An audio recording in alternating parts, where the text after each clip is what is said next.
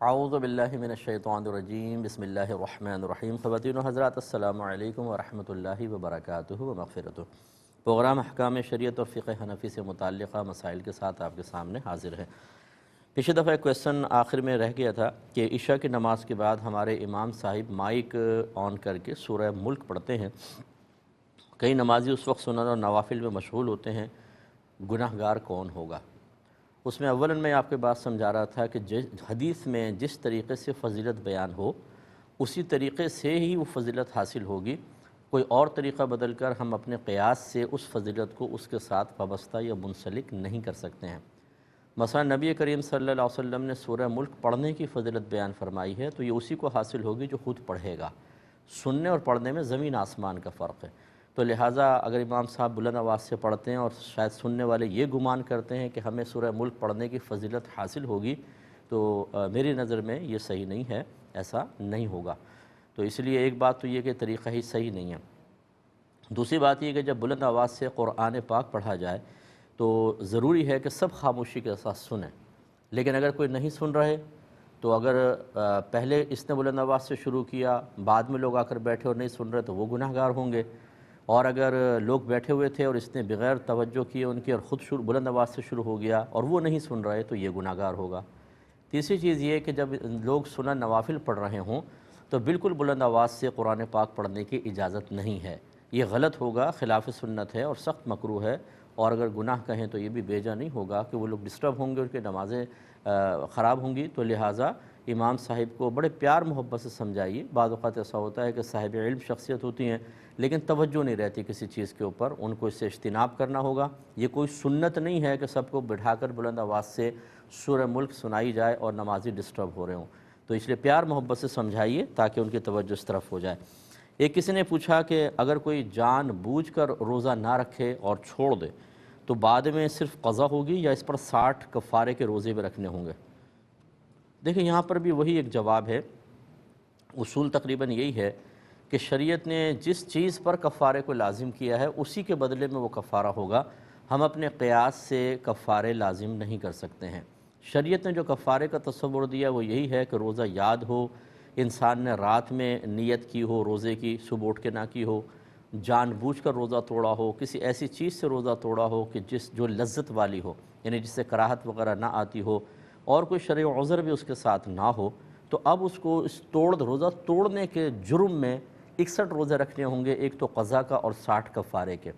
لیکن اگر کوئی جان بوجھ کر روزہ چھوڑ دیتا ہے تو کوئی یوں قیاس نہیں کر سکتا کہ جب روزہ رکھ کر توڑ دیا آدھے روزے پر کفارہ تو جب پورا ہی چھوڑ دیا تو بدرجہ والا کفارہ ہوگا، ایسا نہیں ہے، کیونکہ جان بوجھ کر چھوڑنے پر قضا ہے، گناہ تو ہے لیکن کفارہ ذکر نہیں کیا گیا، لہٰذا کفارہ نہیں ہوگا۔ اللہ کی بارگاہ میں توبہ کریں گے اگر جان بوجھ کر بغیر کسی عذر کے چھوڑا ہے، اور قضا کرنی ہوگی، اور اگر عذر کے ساتھ چھوڑا ہے تو گناہ گار بھی نہیں ہے، بہرحال ایک قضا رکھنی ہوگی، اس پر کفارہ وغیرہ بالکل لازم نہیں ہوگا۔ کچھ اور افیئر تھے۔ ایک یہ بہن نے ہمیں باہر سے میسج کیا کہ یہاں ہماری ایک شرعی کونسل بنی ہوئی ہے، میرے شوہر سے جھگڑا ہوا تو میں ان کے پاس چلی گئی اور انہوں نے شاید 250 پاؤنڈ ان سے لیے اور ان کے حق میں فیصلہ کر دیا کہ آپ کا نکاح ختم ہو گیا ہے اور آپ کسی سے بھی نکاح کر سکتی ہیں۔ اب انہوں نے یہ بتاتی ہیں کہ میرے شوہر بھی گئے اور انہوں نے منع کیا کہ میں طلاق نہیں دینا چاہتا، نہ میرے شوہر نے الفاظ ادا کیے، نہ کسی کاغذ پر سائن کیا، لیکن شرعی کونسل والے کہتے ہیں کہ اب آپ کا نکاح ختم ہو چکا ہے، اب اگر آپ کو کسی اور سے نکاح کرنا ہے تو آپ کر سکتی ہیں، یا اسی شخص سے کرنا ہے تو جدید اس کے ساتھ رہنا ہے تو جدید نکاح کرنا ہوگا، ویسے آپ نہیں رہ سکتی۔ دیکھیں پہلی بات تو یہ کہ اس طرح ہر شخص کو اپنی شرعی کونسل بنا کر اور اس طرح کے فیصلوں کا ہرگز اختیار نہیں ہے، یہ بالکل خلاف شرع اور گناہ کی صورت ہے۔ یہ تو شہر کا بہت بڑا جو مفتی ہوتا ہے، جس کو جو مطلب قوم کا مرجع ہو، عوام و خواص اس سے فتاوی کا حل طلب کرتے ہوں، وہ قاضی کے قائم مقام ہوتا ہے، اس کے بارے میں یہ ہو سکتا ہے، لیکن یہ باہر کے ملکوں میں بڑی معذرت کے ساتھ چند 10-5 آدمی مل گئے، ایک شرعی کونسل رجسٹرڈ کروا لی اور وہ لوگوں کو طلاقیں کروا رہے ہیں۔ اور یہ میں مطلب کسی ایک کو ٹونٹنگ نہیں کر رہا ہوں، میری جو نالج میں آیا وہ یہ ہے کہ اگر لڑکی والے آئیں گے ان سے پیسے لے لیں گے، اگر لڑکے والے آ کے اپنا عذر پیش کریں گے، ان سے 250 پاؤنڈ لے لیے یا 500 پاؤنڈ لے لیے، ان سے 400 پاؤنڈ کے اندر بات ہوئی تھی، اس کے حق میں فیصلہ کر دیا۔ یہ اس طرح اگر کوئی کر رہا ہے تو یہ کمائی کے ذریعے تو ضرور ہیں، لیکن شریعت نہ اس طرح شرعی کونسل بنانے کی اجازت دیتی ہے، نہ ان کا فیصلہ کوئی شرعی فیصلہ ہے، ان کو حق ہی حاصل نہیں ہے۔ یہ پہلے قرآن و حدیث سے ثابت کر دیں کہ ان کو یہ حق حاصل ہے کہ ہم یہاں بیٹھ کر ون سائیڈڈ کسی عورت کی بات سن کر 250 پاؤنڈ یا 500 پاؤنڈ لے کر اس کے حق میں فیصلہ کر کے، اور شوہر بیچارہ تڑپتا رہے، وہ چیختا چلاتا رہے، اور یہ عورت کو فارغ کر کے کہیں کہ کسی اور سے نکاح کر لو، اس پر شرعی دلائل لے کر آئیں تو انشاءاللہ پھر بات بنے گی۔ لہٰذا وہ بہن کہتی ہیں کہ اب میں ان سے کہہ رہی ہوں کہ بھی میرے شوہر راضی ہیں، میں ان کے ساتھ رہنا چاہتی ہوں، کہتے ہیں خبردار اب نہیں ہو سکتا کیونکہ ہم نے تو نکاح ختم کروا دیا۔ تو ان بہن سے ہماری گزارش ہے، کوئی آپ کا نکاح ختم نہیں ہوا بلکہ اپنے پیسے واپس لے سکتی ہیں تو واپس لیجئے، قانونی اعتبار سے لیں چاہے، اور وہاں کے جو بڑے جید مفتیان کرام ہیں ان سے رجوع کریں، انہیں چاہیے کہ وہ ایسے لوگوں کے بارے میں کوئی ایکشن لیں۔ یہ کہاں سے تم نے شرعی کونسل بنا کر بیٹھ گئے اور لوگوں کے نکاح ختم کروا رہے ہو؟ تو آپ کا نکاح اپنے شوہر کے ساتھ قائم ہے، آپ ان کے ساتھ بالکل رہ سکتی ہیں۔ ایک کالر ہمارے ساتھ ہیں، السلام علیکم۔ السلام علیکم۔ وعلیکم السلام۔ جی بہن۔ مفتی صاحب، میرا سوال یہ ہے کہ کسی شخص نے 17-18 سال پہلے جو ہے نا بیمہ پالیسی ڈالی تھی، جی اس وقت اس کے بچے چھوٹے تھے، جی جو ٹھیک ہے، بیمہ پالیسی تھی، پھر جی ابھی جو ہے نا وہ اس پہ قرضہ بھی بہت ہے، کیا یہ بیمہ پالیسی اس کے لیے صحیح رہے گی؟ ٹھیک ہے، میں بتاتا ہوں انشاءاللہ۔ ایک یہ کویسچن کیا تھا، ماسک لگا کر احرام یہ عمرہ کرنا کیسا ہے، آج کل یہ چل رہا ہے۔ دیکھیں ویسے تو یہ چونکہ قانونی اعتبار سے ہے کہ آپ بغیر ماسک کے اب عمرہ نہیں کر سکتے ہیں، خاص طور پر بھی تو اندر والے کر رہے ہیں، پھر باہر سے کنٹری سے بھی لوگ جائیں گے تو، اور جو قانونی چیز بن جاتی ہے اس کو فالو کرنا لازم ہوتا ہے۔ لیکن حج کے معاملات یہ ہیں، حج یا عمرے کے، کہ اس میں جرم یا جو ناجائز فعل ہے، اس میں یہ جان بوجھ کر کیا ہو یا غلطی سے ہوا ہو، نادانستہ طور پہ ہو، عذر کے ساتھ ہوا ہو، بہرحال کفارہ ضرور لازم ہوتا ہے۔ تو جو ماسک لگا کر عمرہ ادا کریں گے، جو غالباً 3 گھنٹے کا انہوں نے پروسیس رکھا ہے، اس پہ ایک صدقہ واجب ہوگا۔ اگر کوئی ماسک لگا کر 12 گھنٹے تک لگاتار 12 گھنٹے تک لگا کر رکھے تو بکرا یا دمبا لازم ہوگا، اس سے کم جگہ لگائے گا تو اس میں بہرحال، اور یہ ویسے بھی پورا چہرہ نہیں گھیرتا ہے تو اس میں صدقہ ہوگا، یعنی ایک صدقہ فطر کی مقدار آپ کو خرچ کرنا ہوگا۔ یہ آپ حساب کر لیں، اگر وہاں پہ جیسے آپ نکلتے ہیں بار بار آپ نے ماسک لگایا ہے تو آپ کاپی پہ لکھتے جائیں کتنی دفعہ ماسک منہ پہ لگایا۔ یہ صرف جو بکرا یا دمبا ذبح کرتے ہیں جس کو دم کہتے ہیں، یہ حدود حرم میں لازم ہوتا ہے۔ باقی جو صدقات یا کفارے وغیرہ ہوتے ہیں وہ آپ اپنے سٹی میں آ کے، اپنے کنٹری میں آ کر بھی دے سکتے ہیں، تو حساب کتاب وہاں بنا لیں، یہاں پہ آ کے ٹوٹل کا جو ہے اماؤنٹ نکال لیجئے گا۔ صدقہ فطر کی مقدار جو آج کل تقریباً 150-200 روپے بنتی ہے پاکستانی اعتبار سے، ایک دفعہ ماسک لگانے کا یہ کفارہ بنے گا۔ آ کے وہ کیلکولیشن کر لیجئے گا، 12 دفعہ لگایا تو اس کو ملٹیپلائی کر کے اتنا ٹوٹل اماؤنٹ آپ صدقہ کر دیجئے گا، انشاءاللہ کفارہ ہو جائے گا۔ ایک مزید کالر ہمارے ساتھ ہیں، السلام علیکم۔ السلام علیکم مفتی صاحب۔ جی وعلیکم السلام۔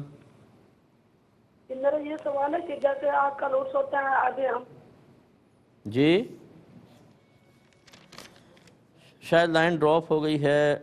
ایک یہ کہتے ہیں کہ بچوں کو کلمہ پاک توڑ توڑ کر پڑھانا کیسا ہے، جیسے لا الہ پھر الا اللہ، کیونکہ لا الہ جب ہم کہتے ہیں اس کا مطلب ہے کوئی خدا نہیں ہے، کوئی عبادت کے لائق نہیں ہے، پھر الا اللہ جب ہے تو کوئی عبادت کے لائق نہیں مگر اللہ تعالیٰ، اگر ملا کر کریں تو بڑا صحیح بالکل مفہوم بنتا ہے، لیکن لا الہ خالی پڑھائیں تو اس کا معنی ہے نہیں ہے کوئی معبود، تو یہ جائز ہے کہ نہیں؟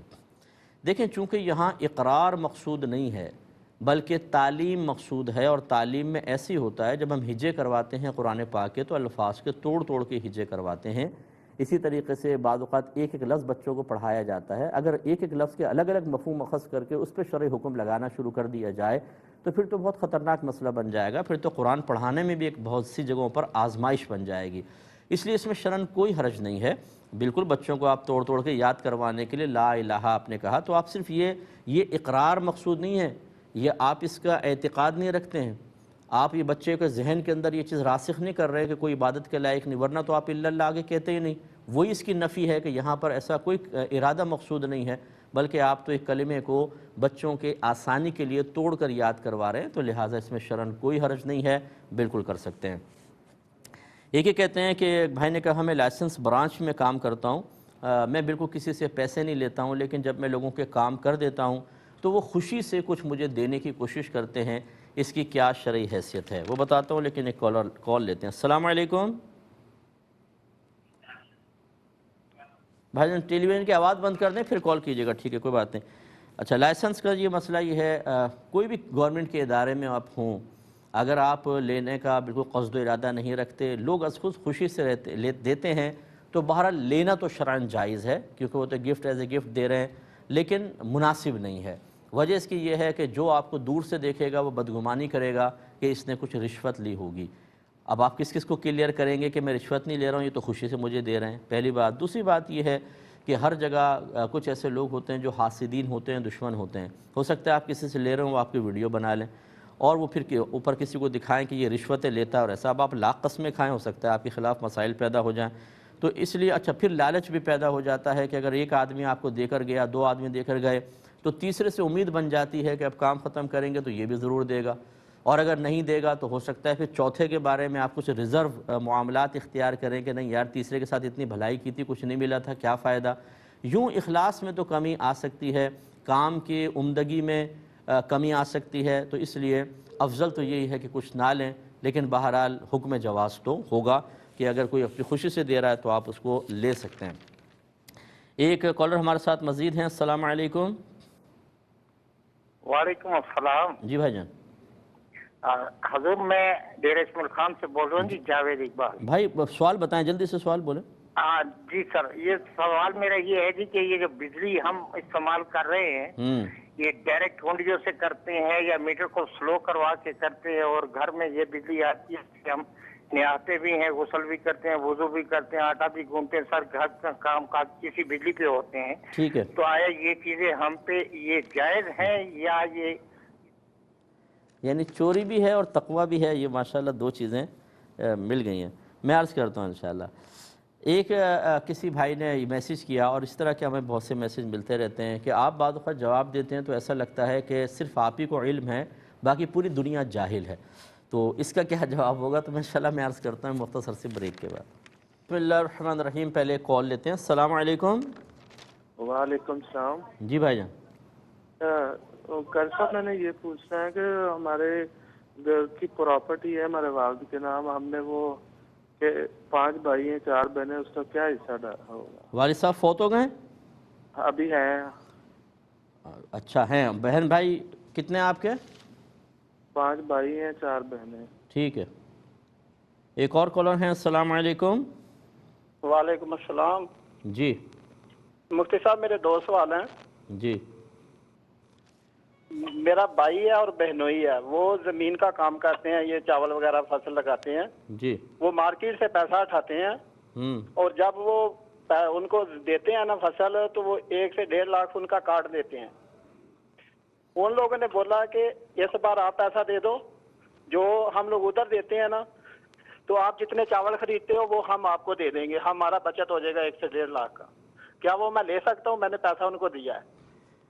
یعنی سمجھا نہیں، آپ ان کو پیسہ دیتے ہیں، وہ زمین میں انویسٹ کرتے ہیں، پھر آمدنی میں آپ نے اگر 1 لاکھ دیا تو آپ کو 1.5 لاکھ روپے دے دیتے ہیں، یوں؟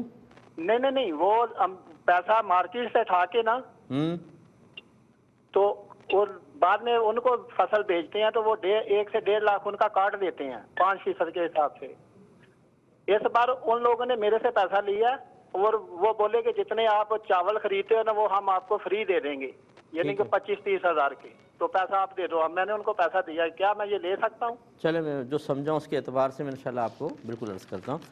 اچھا، یہ کویسچن ہم سے کیا، شاید یہ جب تکلم آدمی کرتا ہے تو اس سے بعض لوگ اپنے نتائج اخذ کر لیتے ہیں کہ انہوں نے یہ لکھا کہا پوچھا ہے کہ جی لگتا ہے آپ ہی کو سب علم ہے، باقی سب کے سب جاہل ہیں، اس طرح آپ بعض اوقات جواب دیتے ہیں۔ تو بہرحال آپ تنقید بھی کر سکتے ہیں، اور آپ جو آپ کے اپنے ہمارے بارے میں گمان کر سکتے ہیں، میں کسی کے ذہن کو تو نہیں روک سکتا۔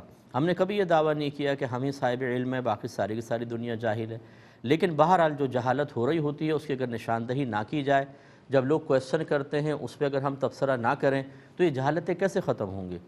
ان باتوں کی تلخی کو محسوس کر کے اور برا ماننے کے بجائے اگر اس تلخی کو برداشت کر کے اپنا احتساب کر لیا جائے تو آپ میدان محشر کے احتساب سے بچ سکتے ہیں۔ اگر کسی کنویں کے پاس بہت سارے کانٹے ہوں اور آپ پیاس سے مر رہے ہوں اور کنویں کے اندر پانی ہے، اور آپ کو یقین ہے کہ اگر میں ان کانٹوں کے درمیان سے جیسے تیسے گزروں گا کانٹے ضرور لگیں گے لیکن میری پیاس بجھ جائے گی، تو اپنے آپ کو مرض سے بچانے کے لیے کانٹوں کی تکلیف برداشت کرنی پڑتی ہے۔ مسئلہ چاہے کیسے بیان کریں، جب وہ حرام ہے تو اس کو حرام کہنا ہوگا، مکروہ ہے تو مکروہ ہے، اگر کوئی غلط کر رہا ہے تو ہمیں کہنا ہوگا یہ جہالت ہے، یہ بالکل غلط ہے۔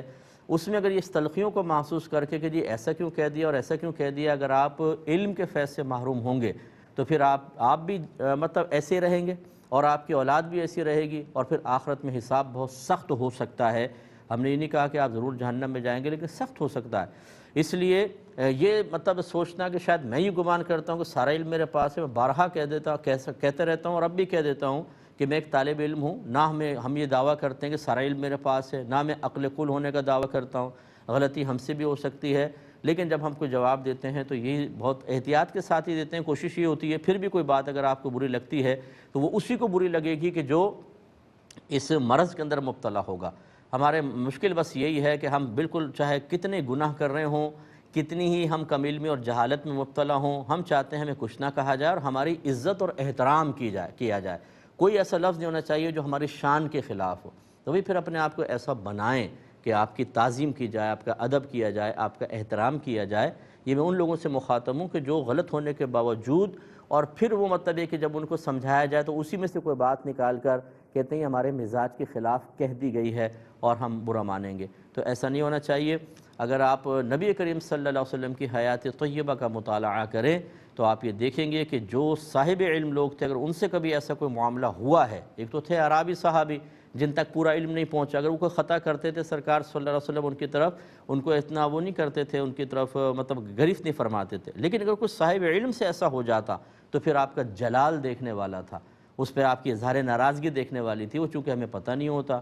ہم نبی کریم صلی اللہ علیہ وسلم کی زندگی کے چند پہلوؤں کو جانتے ہیں، رحمت للعالمین تھے، غلاموں پہ کرم فرمایا، لونڈیوں کو سرکار نے بہت آسانیاں دیں، فلاں ہاتھ ملاتے تھے تو کھینچتے نہیں تھے، اچھی چیزیں ہیں، لیکن سرکار کا جلال بھی بڑے ہی ایک عمدہ چیز تھی، وہ پہلو ہمارے نظر سے عموماً نہیں گزرتا۔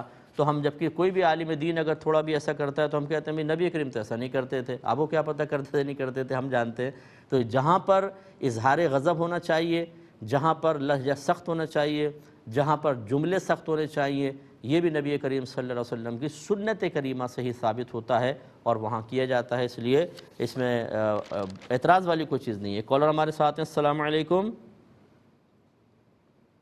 السلام علیکم انڈیا پالنپور سے بول رہا ہوں بھائی، بس سوال کریں، ڈائریکٹ سوال کیجئے، جی بولیے۔ ہاں، عشاء کی نماز کے اندر غیر مقدہ 4 رکعت پڑھتے ہیں، وہ جائز ہے یا سنت ہے؟ ٹھیک ہے، میں بتاتا ہوں۔ ایک اور کالر ہیں، السلام علیکم۔ وعلیکم السلام۔ جی کیا مفتی صاحب، کیا حادثے میں مرنے والا شہید ہوتا ہے؟ حادثے میں؟ جی، حادثے میں جو مر جاتے جی ہیں جی وہ ٹھیک ہے، شہید ہوتے ہیں۔ اور وظیفہ دل میں کرنا جائز ہے یا زبان سے بھی لازمی ہے؟ ٹھیک ہے، اور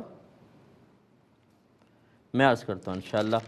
ایک ہی کویسچن کیا گیا تھا کہ یہ فلو کے ویکسین ہیں، یہ باہر کی بہن نے فرمایا تھا کہ یہ پہلے تو کمپلسری نہیں تھے لیکن اب ہیں، انجیکشن فارم میں بھی مل نہیں رہے ہیں، یہ دیگر شاید وہ کوئی میڈیسن وہ کیپسول فارم میں ہوں گے یا گولی وغیرہ کی شکل میں ہیں، لیکن ہم نے یہ سنا ہے کنفرم کہ اس میں پورک سے جیلیٹن لے کر وہ ڈالا گیا ہے۔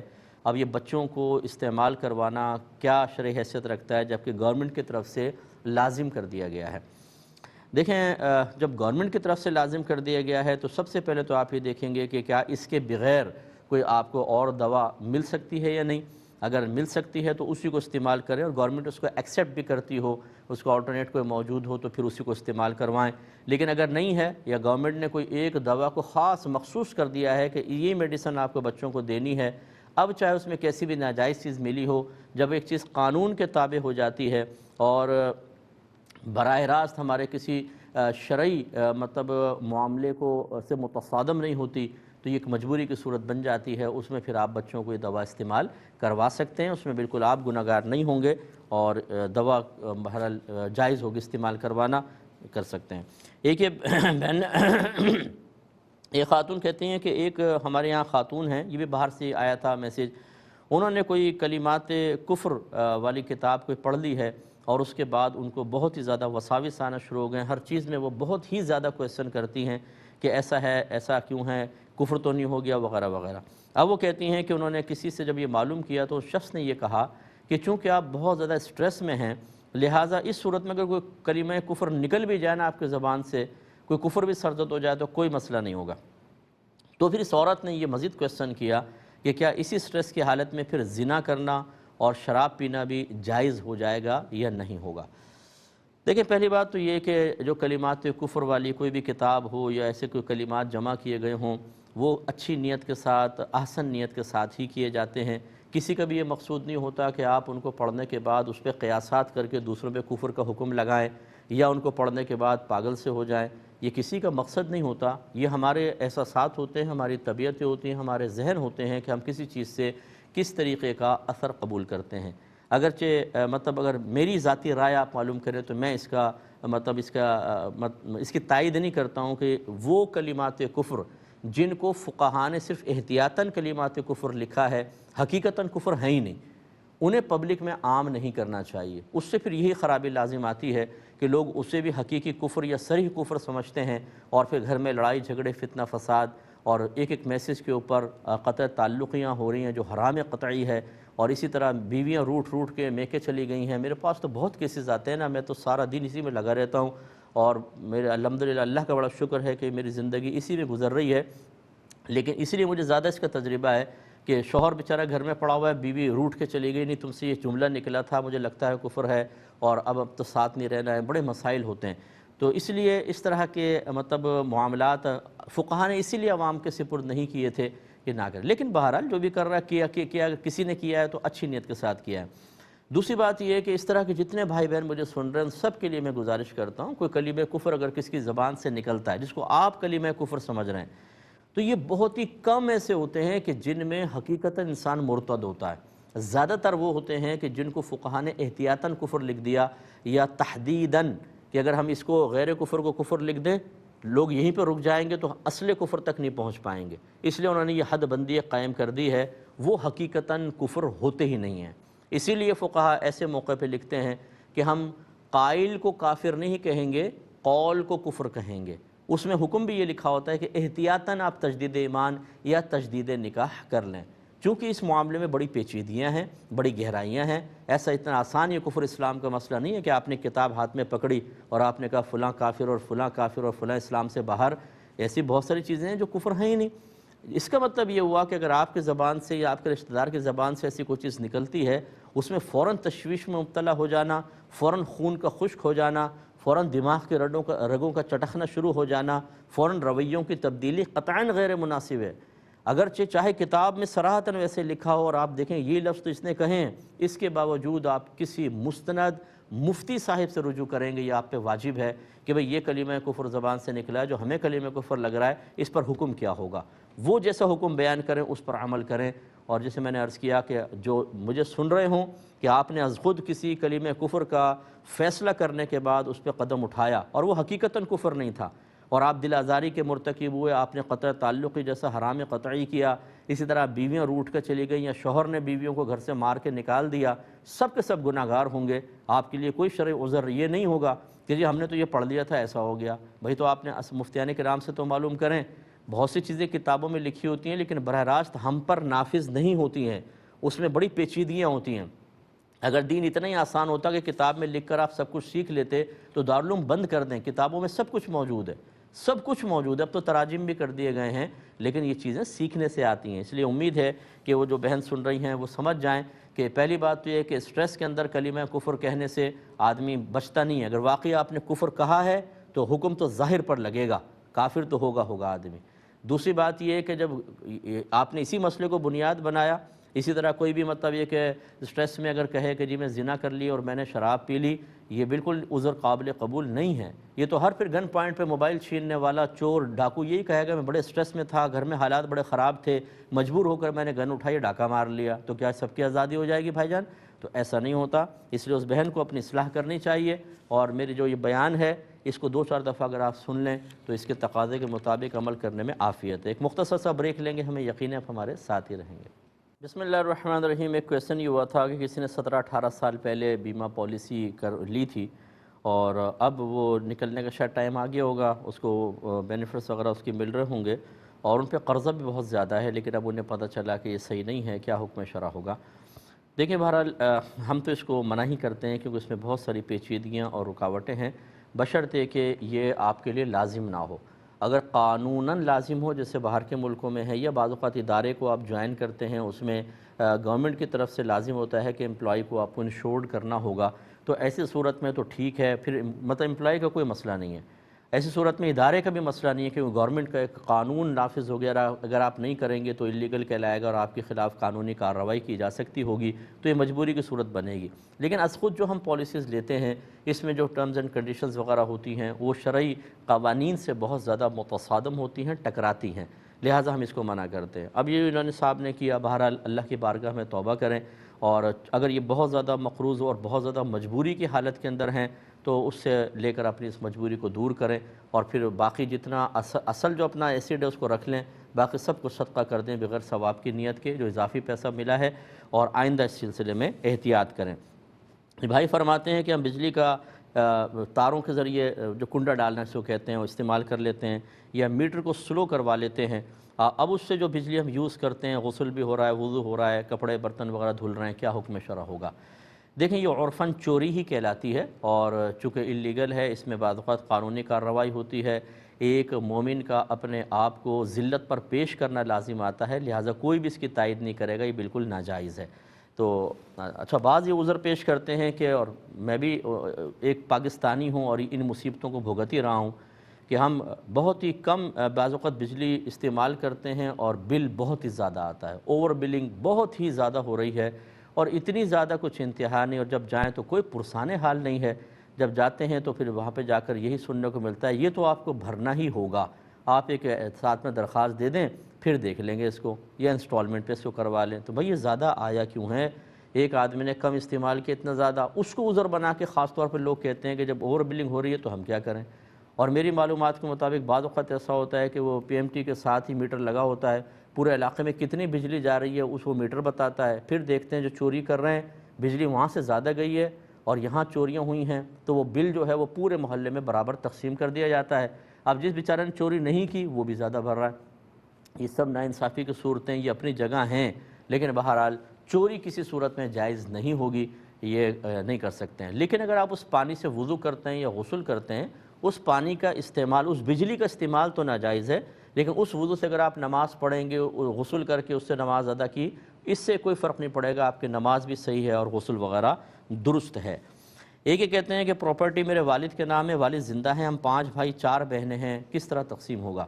دیکھیں پہلی بات تو یہ کہ جب تک والد صاحب زندہ ہیں وہ مال آپ کا نہیں ہے, آپ ابھی وارث نہیں ہیں. والد صاحب فوت ہوں گے تو پھر آپ ورثاء بنیں گے, پھر اس مال میں آپ کا حق شامل ہوگا.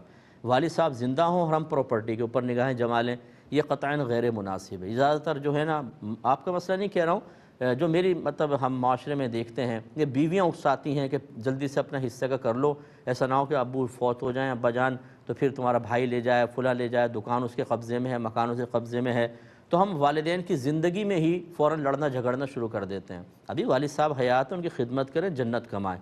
اگر وہ فوت ہو جاتے ہیں تو بہرحال پھر اس کے آپ 5 بھائی ہیں آپ تو 10 اور 4 بہنیں, 10 اور 4 14 حصے کیجیے گا, پوری کل پراپرٹی کی قیمت نکلوا لیجیے گا, 14 حصے کر کے ہر بھائی کو 2 حصے اور بہن کو 1 حصہ ملے گا, اس طرح تقسیم کرنا ہوگا. یہ کہتے ہیں کہ ہمارے اب جو مجھے سمجھ میں آیا, مطلب یہ مارکیٹ سے پیسہ اٹھاتے ہیں, پہلے لے لیتے ہیں, پھر فصل, اور پھر وہ ان کو چیز بیچ دیتے ہیں, چاول وغیرہ مارکیٹ سے اٹھا کے, یعنی ابھی فصل بنی بھی نہیں ہے, پہلے پیسے لے کر اسی سے پھر فصل اگاتے ہیں اور ان کو پھر وہ چاول وغیرہ بیچ دیتے ہیں. پہلی بات تو یہ کہ یہ چیز ہی ناجائز ہے کہ یہ معدوم کی بیع ہے. ابھی آپ کا نہ چاول ہے نہ کچھ ہے, تو کس چیز کی آپ بیع کر رہے ہیں؟ یہ وعدہ بیع تو کہلائے گا, لیکن حقیقتاً خرید و فروخت نہیں ہے. اس طرح نہیں کرنا چاہیے, یہ غلط ہوتا ہے. اور چون اب انہوں نے آپ کو کہا ہے کہ آپ پیسہ دے دیں, پھر آپ کو اتنے چاول اضافی دے دے جائیں گے, یہ چیز صحیح نہیں ہے. کہ جب تک چیز موجود نہ ہو اس کو آپ بیچ نہیں سکتے ہیں. تو اس لیے پہلے فصل ہونے دیں، اس کے بعد پھر وہ بیچ سکتے ہیں، اس سے پہلے نہیں۔ لیکن ہمارے یہاں عرف رائج ہو چکا ہے۔ وجہ اس کی یہ ہے کہ مطلب باغات، مطلب اس کی صورتیں یہ ہیں کہ ابھی باغ میں پھل آیا بھی نہیں ہے، آم کے باغ پہلے بک جاتے ہیں، کنوں کے باغ، حالانکہ یہ معدوم کی بے ہے، فقہ حنفی کی روشنی میں بھی ناجائز، شریعت بھی اس کو منع کرتی ہے۔ تو لہٰذا اس طرح اجتناب کریں بہت بہتر ہے، اور اس طرح میں آپ کم از کم انوالو نہ ہوں، اس میں ناجائز کی بہت ساری صورتیں بن جائیں گی۔ یہ بھائی نے فرمایا کہ عشاء جو ہے اس کی جو 4 سنتیں پہلے غیر موقدہ پڑھتے ہیں، یہ جائز ہے یا سنت؟ سوال بڑا عجیب ہے۔ جائز سنت ہوتا ہے، یعنی سنت جائز ہوتی ہے، اور جائز چیزوں کے اندر سنت بھی داخل ہے۔ تو بہرحال یہ سنت غیر موقدہ ہوتی ہے اور بالکل پڑھنا جائز ہے۔ اگر آپ پڑھنا چاہیں پڑھ سکتے ہیں، جان بوجھ کر بھی اگر آپ نہ پڑھیں تو گناہگار بہرحال نہیں ہوں گے، لیکن یہ چھوڑنے کی ترغیب دینا مقصود نہیں ہے، پڑھنی چاہیے۔ لیکن کبھی ایسا ہوتا ہے کہ آدمی جماعت کے لیے پہنچا، کم ٹائم ہے، آپ چھوڑ کے فرض پڑھ سکتے ہیں، کبھی زیادہ کام ہو گیا، تھکن ہے، تو آپ سنت والی پہلے والی چھوڑ سکتے ہیں اور آپ فرائض سے شروع کر سکتے ہیں۔ یہ کہتے ہیں کہ حادثے میں مرنے والے کو شہید کہا جائے گا۔ دیکھیں حدیثوں کا خلاصہ تو یہ ہے کہ شہید 2 طرح کے بیان کیے گئے، ایک شہید حقیقی ہوتا ہے، ایک شہید حکمی ہوتا ہے۔ شہید حقیقی تو وہی جو معرکے میں مارا جائے، لڑتا ہوا، جنگ کرتا ہوا، اور شہید حکمی وہ ہوتا ہے کہ جو ظلماً نہیں مارا جاتا، کوئی اس کو آلے جارحہ سے ذبح نہیں کیا جاتا، کاٹا نہیں جاتا، دوسری چیزوں میں جیسے عورت ڈیلیوری میں فوت ہو جائے اس کو شہیدہ کہا گیا، اسی طرح ناگہانی آفات سے جو فوت ہوتا ہے اس کو حکماً شہید کہتے ہیں، یعنی شریعت نے اس پہ شہید ہونے کا حکم لگایا ہے، اور امید ہے کہ اس کو ویسے ہی مقام ملے گا جیسے شہداء کو مقام حاصل ہوتا ہے۔ ایک ان بھائی نے پوچھا کہ وظیفہ ہم پڑھیں تو دل میں پڑھیں یا زبان سے پڑھیں؟ دیکھیں شریعت میں جہاں کہیں کہنے یا پڑھنے کا لفظ آیا ہے، اس کا مطلب یہ ہوتا ہے کہ اتنی آواز سے کہو یا اتنی آواز سے پڑھو کہ آپ کے اپنے کان اپنی آواز کو سن لیں، تب یہ پڑھنا متحقق ہوگا۔ اور جو فضیلت پڑھنے کے ساتھ مخصوص ہوتی ہے وہ پھر زبان سے نہیں پڑھیں گے تو پڑھنا ہی نہیں ہے، تو پھر وہ نہیں ملے گی۔ تو اس لیے دل میں نہیں، آپ وظیفہ جب پڑھیں تو اتنی آواز سے کہ آپ کے کان اپنی آواز کو سنیں، تبھی آپ کو یہ فضیلت حاصل ہوگی۔ ایک یہ انہوں نے پوچھا تھا کہ نائٹرس آکسائڈ لینا کیسا ہے؟ کچھ لوگ نشے کے لیے پیتے ہیں، یہ گیس فارم میں ہوتا ہے، اور یہ سرجری وغیرہ جب کرتے ہیں اس میں یوز ہوتا ہے، یا پھر میڈیسن، یہ دانت اور ڈینٹسٹ وغیرہ اس کو یوز کرتے ہیں، تو اب اس کو اگر لے لیا نشے کے لیے تو اس کا کیا حکم شرع ہوگا؟ تو لازم بات ہے کہ یہ ایسی کوئی چیز نشے کے قصد و ارادے سے استعمال کرنا جو چاہے میڈیسن کیوں نہ ہو وہ شرعاً جائز نہیں ہوگی۔